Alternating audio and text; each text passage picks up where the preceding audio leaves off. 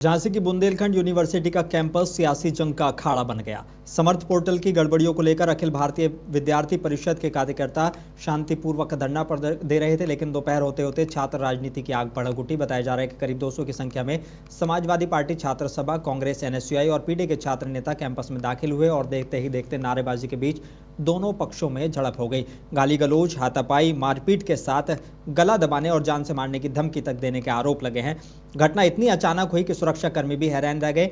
ABVP कार्यकर्ताओं के वाहनों में तोड़फोड़ और धक्का मुक्की की भी खबरें हैं और यूनिवर्सिटी में इसको लेकर भगदड़ मच गई।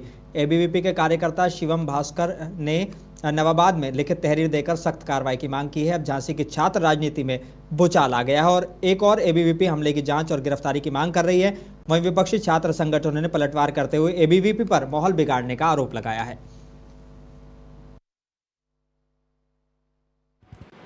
आज बुंदेलखंड विश्वविद्यालय परिसर के अंदर एक कार्यक्रम आयोजित किया जा रहा था।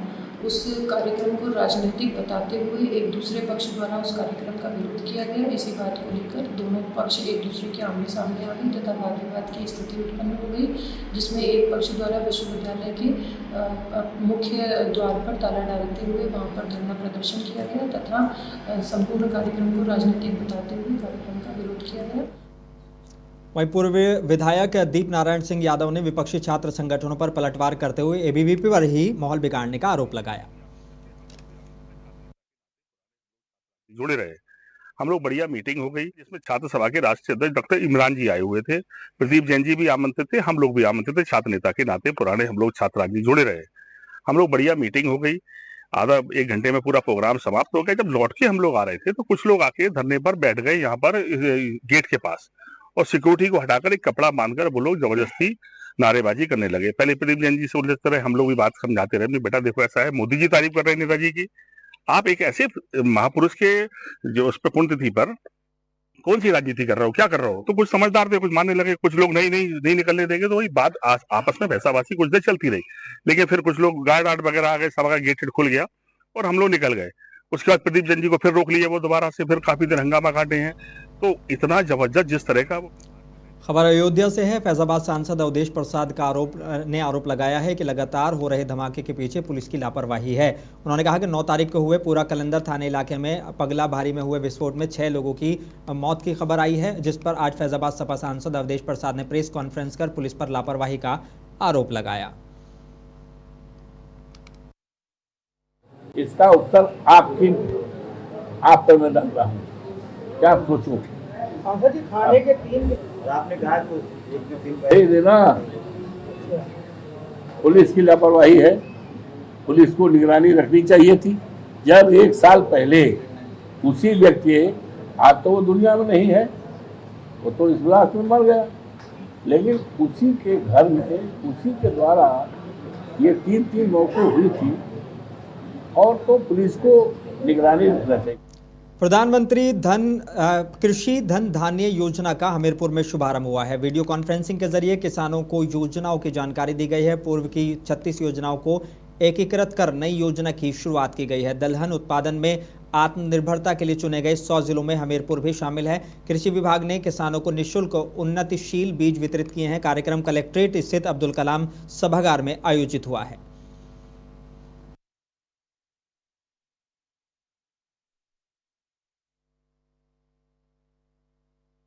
आज प्रधानमंत्री धन धान्य कृषि योजना का प्रारंभ माननीय प्रधानमंत्री जी ने किया है और साथ ही साथ दलहन मिशन का भी शुभारंभ किया है। तो दोनों योजनाओं का प्रधानमंत्री ने शुभारंभ किया है। प्रधानमंत्री कृषि धन धान्य योजना के अंतर्गत जो पूर्व में 36 योजनाएं करीब चल रही थी, उनको इकट्ठे करके किस तरीके से किसानों को अधिक से अधिक लाभ दिया जाए, इसके लिए सरकार ने आह्वान किया और योजना बनाई है। निश्चित रूप से इस योजना से किसानों का पति पत्नी के बीच होने वाले विवादों को कोर्ट के बाहर सुलह कराने के अलीगढ़ में अनोखी पहल शुरू की गई है। सामाजिक संस्था सोन मिलाप एसोसिएट ने आज अलीगढ़ में मीडिएशन सेंटर की शुरुआत की है, जिसका उद्घाटन एसएसपी अलीगढ़ ने किया है। इस मौके पर उन्होंने कहा कि ये एक अच्छी पहल है, इससे इस तरह के मामलों का बोझ बहुत कुछ कम होगा।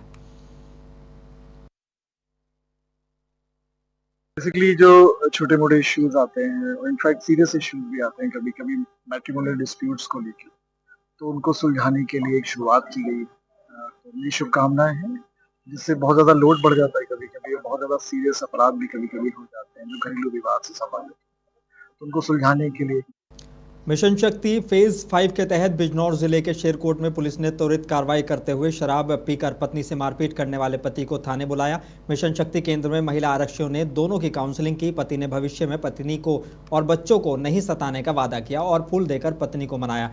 पीड़िता ने पुलिस की कार्रवाई पर संतोष जताया है।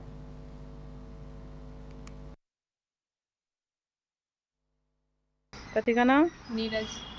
कहाँ के रहने वाली हो? मंधेरे की। क्या हो गया था? मेरे पति मारपीट करके दारू पी के बच्चों के साथ में रहता था। अच्छा, फिर क्या करा? मेरे भाई ने सीतापुर में रन फॉर एम्पावरमेंट मैराथन का आयोजन मिशन शक्ति अभियान फेज 5 के तहत किया गया। कार्यक्रम का शुभारंभ अपर पुलिस अधीक्षक आलोक सिंह ने तरनताल से हरी झंडी दिखाकर किया। कार्यक्रम में विभिन्न स्कूलों की छात्राएं और महिला आरक्षियों ने उत्साहपूर्वक भाग लिया और मुख्य उद्देश्य था महिला सुरक्षा, सम्मान और आत्मनिर्भरता का संदेश देना। 5 के अंतर्गत आज रन फॉर एम्पावरमेंट के लिए महिलाओं और बच्चों के एक रन आयोजित की गई जो तरुणताल से लेकर पुलिस लाइन तक थी। इसमें डीपीएस, ग्रीनफील्ड इत्यादि स्कूलों की बच्चियों ने भाग लिया। साथ ही साथ हमारे महिला रिक्रूट आरक्षियों द्वारा भाग लिया गया, जिसमें योगेश जी और उनकी टीम द्वारा सेल्फ डिफेंस। और जालौन जिले के डकौर ब्लॉक के ग्राम बरहा में नून नदी पर बना रपटा पुल खतरे में है। लगातार बारिश और तेज जल प्रवाह से पुल के दोनों छोर को मिट्टी कटकर बह गई है, जिससे करीब 50 मीटर हिस्सा जर्जर हो गया है। आवागमन ठप होने से ग्रामीण और किसान परेशान हैं। जिलाधिकारी को दिए गए आवेदन में ग्रामीणों ने तत्काल मिट्टी भराव और पुल सुंदरीकरण की मांग की है, जिससे हम किसानों को अपनी फसल उगाने के लिए काफ़ी परेशानी का सामना करना पड़ रहा है। नून नदी के उस पार जाने के लिए लगभग हम लोग 20-25 किलोमीटर घेर के जा पाते हैं। किसी किसान की एक या 2 बीघा खेती है तो उसको। मुजफ्फरनगर जिले में कोतवाली नगर पुलिस ने देर रात एक बड़ी कार्रवाई करते हुए 5 शातिर और वांछित गोकशों को गिरफ्तार किया है। इस दौरान हुई पुलिस मुठभेड़ में 3 अभियुक्त गोली लगने से घायल हो गए। पुलिस ने मौके से 2 मोटरसाइकिल, अवैध हथियार और गोकशी के उपकरण भी बरामद किए हैं। वरिष्ठ पुलिस अधीक्षक संजय कुमार वर्मा ने इस कार्रवाई की प्रशंसा की है।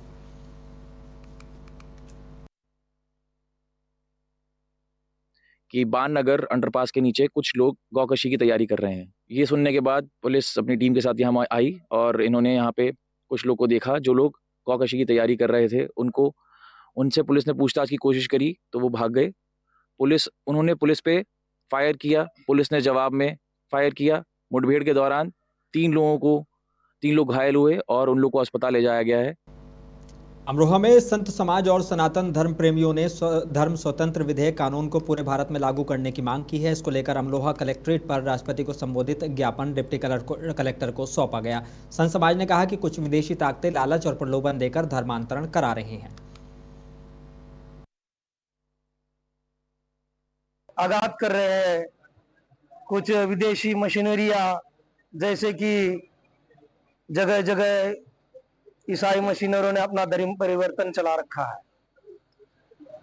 और अपने एक उदाहरण यहाँ आगरा में भी एक कौन से मुल्ला थे या एक छांगूर बाबा एक और मुल्ला जी थे, उन्होंने भी हजारों कन्याओं का।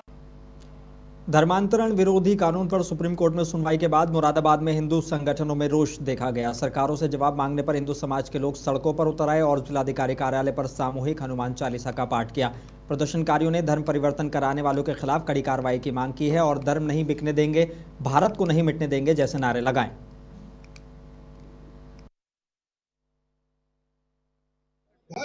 देखिए,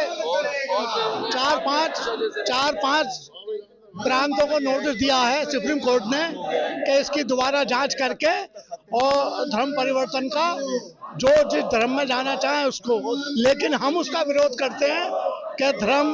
बांदा जिले के बबेरू कस्बे के ओरन रोड मुक्ति धाम के पास ई रिक्शा पलटने से सुनील कुमार गंभीर रूप से घायल हुआ। इलाज के लिए अस्पताल ले जाते समय एम्बुलेंस देर से पहुंची, जिससे उसकी मौत हो गई।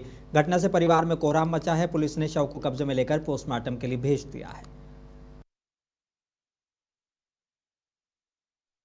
हमीरपुर जिले के बिवार थाना इलाके के सायर गांव में चोरों ने आरआरसी सेंटर में खड़े ई रिक्शा की 4 बैटरियां चुरा लीं, जिसकी कीमत करीब 40,000 रुपए बताई जा रही है।